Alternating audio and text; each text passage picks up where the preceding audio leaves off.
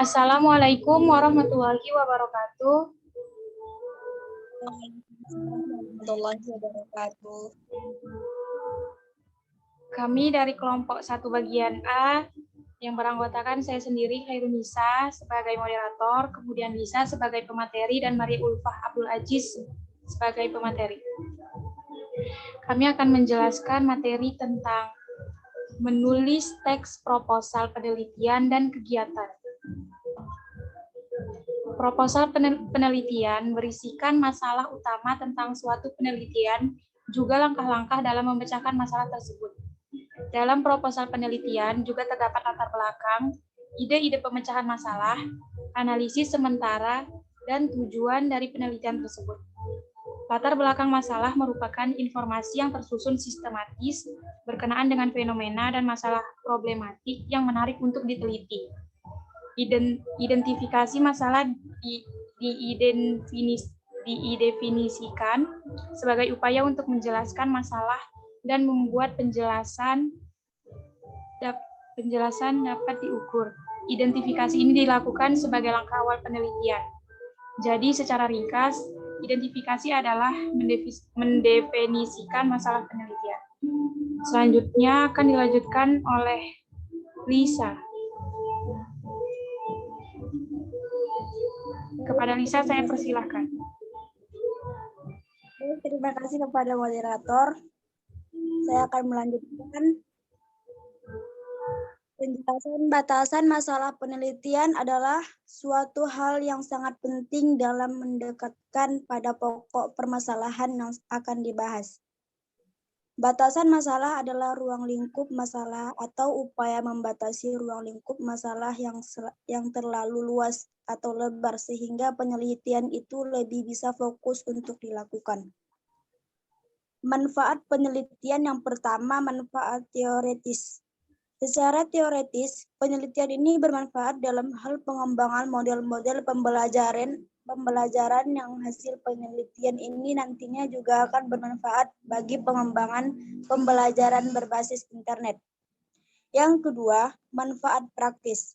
Secara praktis, tentunya penelitian ini bermanfaat bagi dosen di profil PBSI dalam melaksanakan proses pembelajaran berbasis internet dengan menggunakan teknologi bagi mahasiswa. Penelitian ini bermanfaat untuk meningkatkan keaktifan mahasiswa dalam proses pembelajaran yang berbasis internet.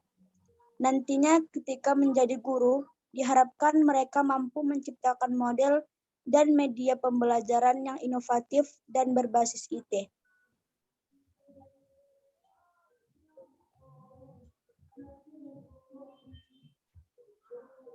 Pembelajaran berbasis internet menggunakan psikologi. Psikologi adalah jejaringan sosial berbasis web khusus untuk ke-12 atau sekolah dan lembaga pendidikan tinggi yang difokuskan pada kerjasama untuk memungkinkan penggunaan membuat, mengelola, dan saling berinteraksi serta berbagi konten akademis. Metode penelitian. Desain penelitian ini direncanakan dengan menggunakan pendekatan research and development, yaitu suatu penelitian yang ditindak lanjuti dengan pengembangan dan diseminasi suatu model. Prosedur pengembangan langkah-langkah yang pertama, analisis kebutuhan. Kedua, identifikasi sumber daya. Ketiga, identifikasi spesifikasi produk. Yang keempat,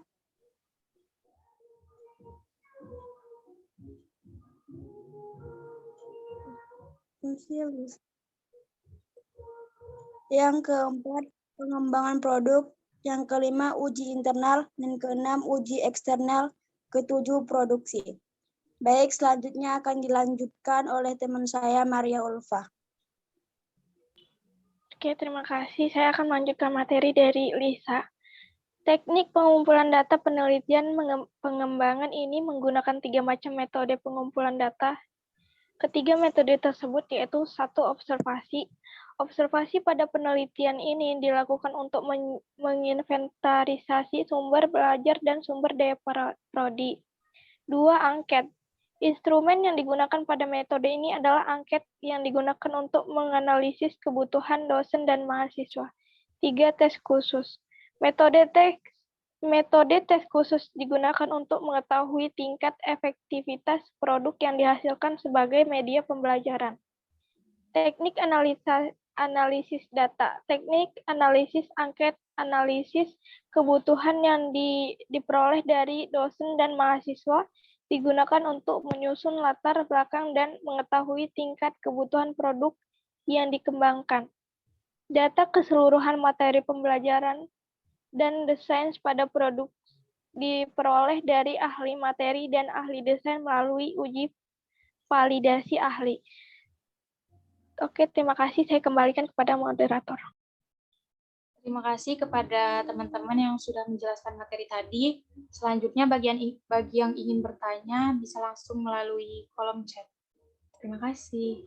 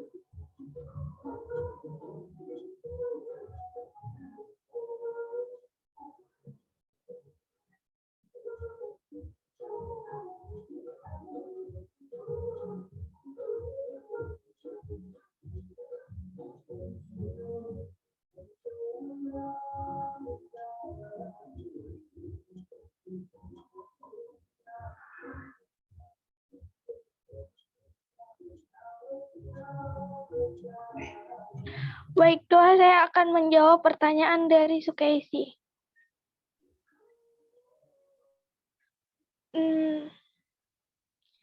Pertanyaannya, mengapa dalam penulisan proposal penelitian maupun proposal kegiatan memerlukan penggunaan sistematika yang berlaku umum? Jawabannya, proposal harus sistematika yang dimaksud adalah pengelompokan dan urutan. Unsur-unsur dalam proposal disusun dengan rapi dan berurut.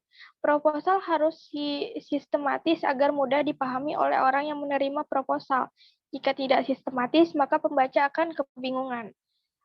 Pada Sukaisi, apakah jawaban saya bisa diterima? Iya, baik. Terima kasih ya. Ya, sama-sama.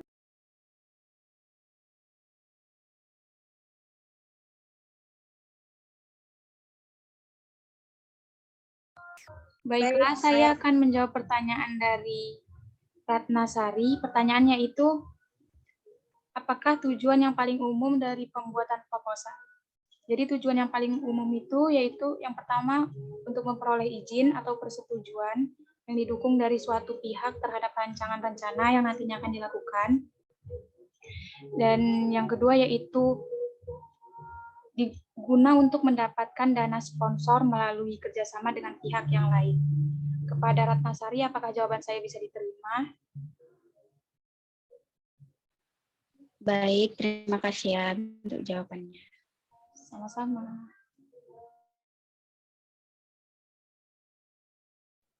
Baik, di sini saya akan menjawab pertanyaan dari Nanda Sofiana. Pertanyaannya, sebutkan metode-metode yang digunakan dalam pembuatan proposal. Metode dalam pembuatan proposal ada 9. Yang pertama, penelitian historis yang bertujuan untuk membuat konstruksi masa lampau secara sistematis dan objektif. Yang kedua, penelitian deskriptif. Yang ketiga, penelitian perkembangan. Yang keempat, penelitian kasus atau lapangan. Yang kelima, penelitian korelasional. Yang keenam, penelitian eksperimental. Yang ketujuh, penelitian eksperimental semu. Yang kedelapan, penelitian kausal komparatif. Yang kesembilan, penelitian tindakan. Kepada Nanda Sofiana, apakah jawabannya bisa dipahami? Bisa, makasih Lisa. Baik, sama-sama Nanda. Selanjutnya saya kembalikan kepada moderator.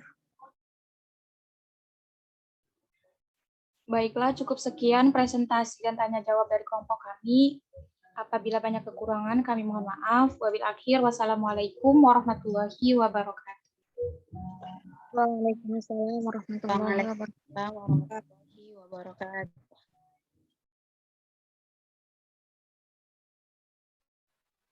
Oke, baiklah. Assalamualaikum warahmatullahi wabarakatuh. Waalaikumsalam warahmatullahi wabarakatuh. Kami dari kelompok 1 bagian B ingin menjelaskan hasil dari diskusi kami yang berjudul ringkasan proposal kegiatan yang beranggotakan Nanda Sofiana sebagai narasumber, saya sendiri sebagai moderator, dan Sukesi Hani sebagai narasumber. Untuk penjelasan pertama akan diambil alih oleh narasumber kami Nanda Sofia. Kepada saudari, saya persilahkan. Terima kasih kepada moderator. Saya akan melanjutkannya. Proposal kegiatan pada bab ini adalah proposal yang dirancang bukan untuk penelitian, melainkan untuk kegiatan yang berkaitan dengan tugas akademik yang pelatihan pengabdian kepada masyarakat, magang, dan sebagainya. Contoh proposal kegiatan pengabdian kepada masyarakat. Pendampingan peningkatan kompetensi literasi guru SLB ABC Taman Pendidikan Islam Medan.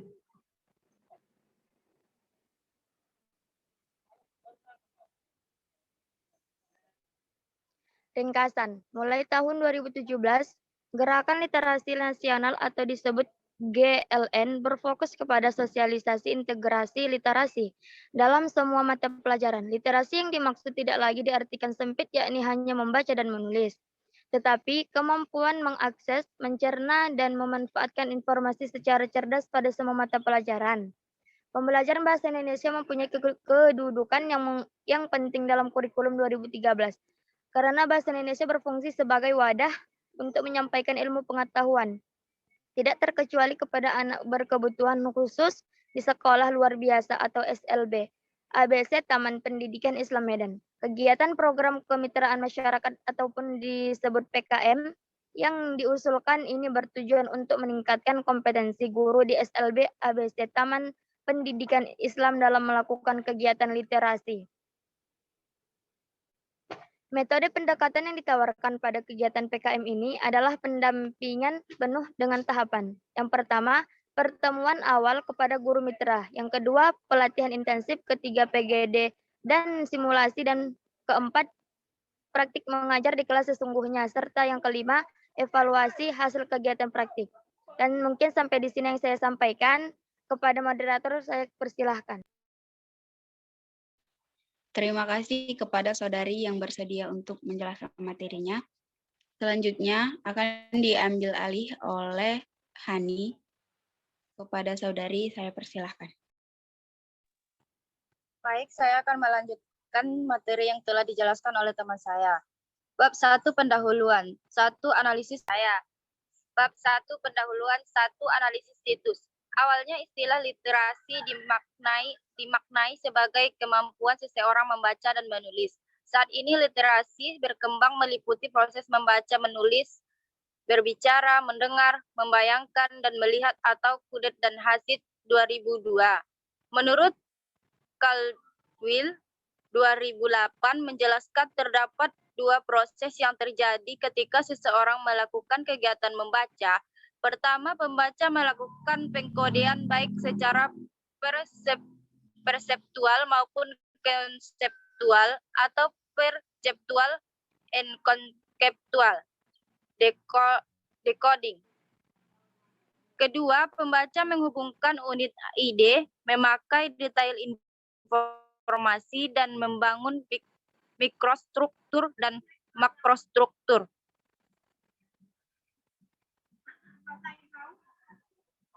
Menurut Wahyuni 2010, dalam laporan penelitian yang telah mengutip beberapa hasil riset beberapa lembaga tersebut dan studi IAI atau International Association for the Evaluation Achievement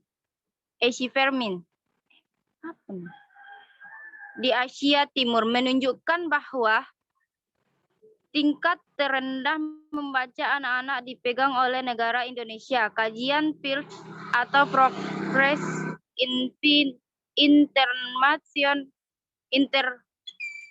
International Reading Literary Study, yaitu studi internasional dalam bidang membaca pada anak-anak di seluruh dunia yang disponsori oleh IAI. Ini menunjukkan bahwa rata-rata anak Indonesia beberapa pada urutan keempat dari bawah dan 45 negara di dunia.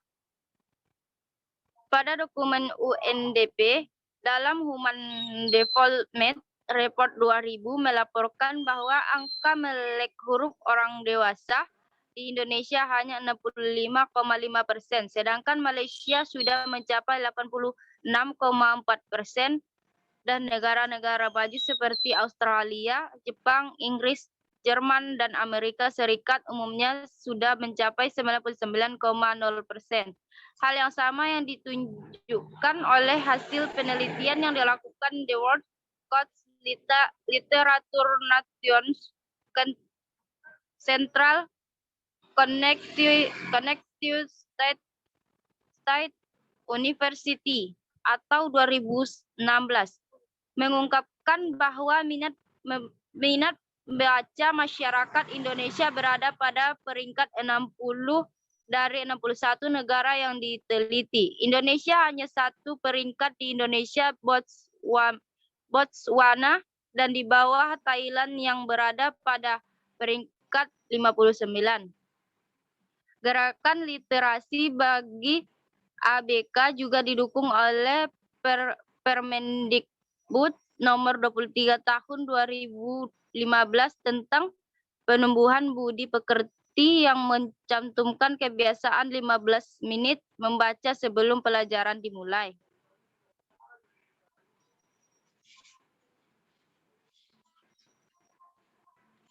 Guru yang mengajar di sekolah ABK SLB tersebut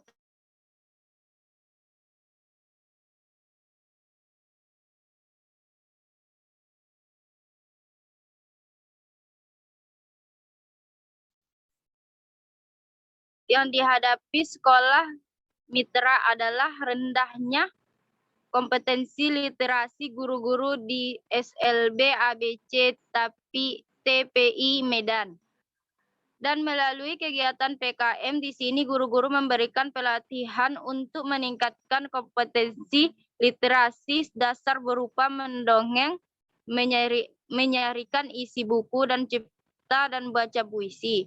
Bab 2, solusi dan target luaran. Menurut Eva 2018 menjelaskan bahwa budaya literasi membaca bagi siswa ABK khususnya TPC atau anak autis dapat dilakukan dengan cara 1. Mendengarkan dongeng, cerita, atau teks, 2. Membaca dengan panduan guru, dan 3. Membaca sesuka hati. Selanjutnya akan dilanjut oleh Ratnasari. Baiklah, terima kasih kepada saudari yang telah menjelaskan materinya. Selanjutnya akan saya lanjutkan. Bab 3 metode pelaksanaan. Yang pertama, halayak sasaran. Halayak sasaran pengabdian masyarakat ini tentu saja adalah guru di SLB ABC Taman Pendidikan Islam jumlah 20 orang. Dan halayak sasaran supaya dapat menerapkan pengetahuan atau kompetensi literasi sebagai dasar mereka untuk membudayakan gerakan literasi sekolah bagi siswa ABK di sekolah tersebut. Dan yang kedua, metode kegiatan. Pendampingan dalam bentuk pelatihan dan workshop, peningkatan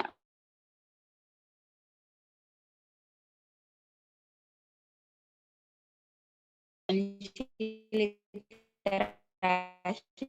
mereka. Dan yang ketiga, langkah-langkah kegiatan. Pelaksanaan masyarakat ini dilakukan dengan 3 tahap. Yang pertama, tahap persiapan. Yang kedua, tahap pelaksanaan kegiatan program. Dan yang ketiga, tahap evaluasi. Bab 4, biaya dan jadwal kegiatan. Yang pertama, biaya bagi yang diusulkan, dan yang kedua, jadwal program yang direncanakan. Terima kasih kepada narasumber-narasumber yang telah menjelaskan materinya. Selanjutnya kami buka sesi tanya jawab. Bagi yang ingin bertanya, segera tulis di kolom chat. Terima kasih.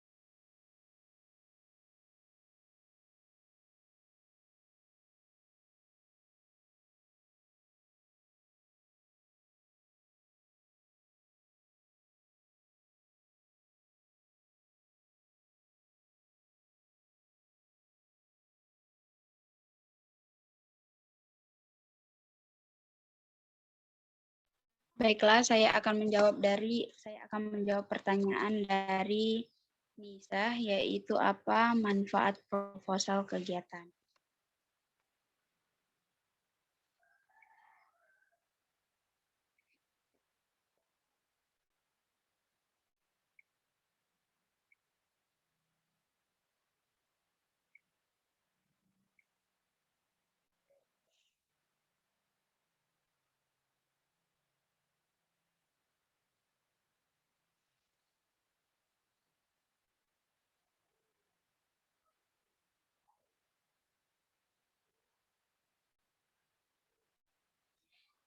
Proposal kegiatan memiliki beberapa manfaat, di antaranya itu sebagai pengajuan rencana kegiatan dari lembaga-lembaga pemerintah atau swasta, sebagai pengajuan permohonan dan dana kepada pihak sponsor, sebagai data manajemen dalam mengadakan acara kegiatan lainnya.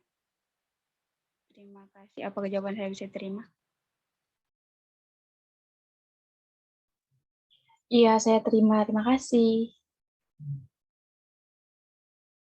Baik. Baik, saya akan menjawab pertanyaan dari Maria. Apa tujuan proposal?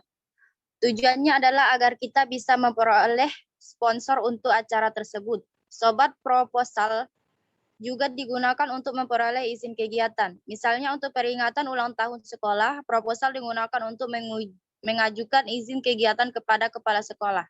Untuk Maria, apakah jawabannya bisa diterima? Iya, terima kasih. Sama-sama. Baiklah, saya akan menjawab pertanyaan dari Lisa. Apa pengertian proposal kegiatan? Proposal kegiatan adalah rencana yang dituliskan ke dalam sebuah rancangan kerja. Proposal kegiatan dibuat sebelum kegiatan dilaksanakan agar memperoleh sponsor acara dan izin pelaksanaan.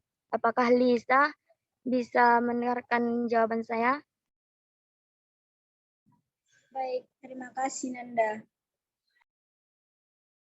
Sama-sama. Baiklah teman-teman sekalian, mungkin itu saja presentasi yang dapat kami sampaikan. Semoga teman-teman sekalian dapat mengerti apa yang kami sampaikan. Dan terima kasih kepada teman-teman sekalian yang telah bertanya. Kami akhiri. Assalamualaikum warahmatullahi wabarakatuh. Waalaikumsalam warahmatullahi wabarakatuh.